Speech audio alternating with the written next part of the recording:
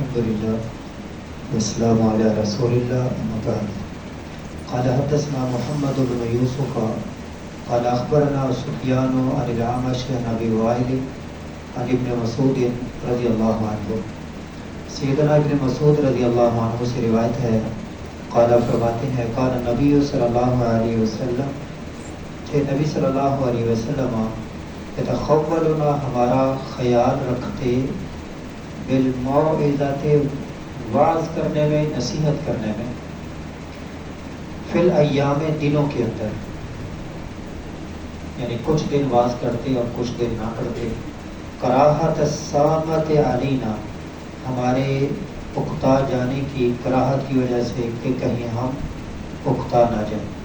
باب کے اندر آخری لفظ جو تھا وہ یہ تھا کہ علم جو ہے وہ سکھائیں، یربی الناس بصغار العلم قبل کبارہ، کہ علم کی پہلے چھوٹی چھوٹی باتیں سکھائیں، پھر اس کے بعد بڑے بڑے مسائل وہ بتائیں.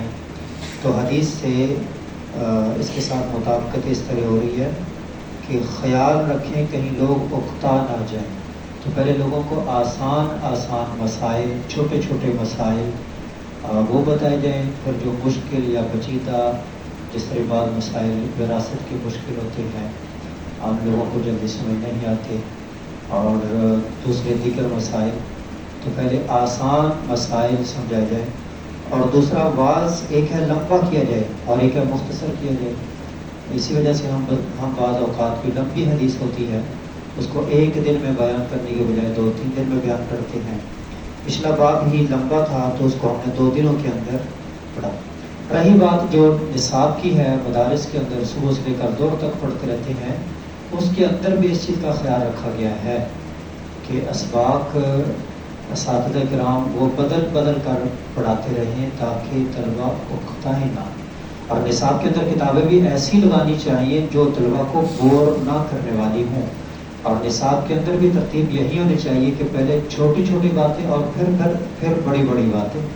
تو اس حدیث سے یہ ساری چیزیں معلوم ہوتی ہیں. اللہ کریم سے دعا ہے کہ اللہ کریم ہمیں اپنی ساری زندگی قرآن اور حدیث کے مطابق اس کی روشنی میں بسر کرنے کی توفیق عطا فرمائے. وما علیہ الا البلاغ.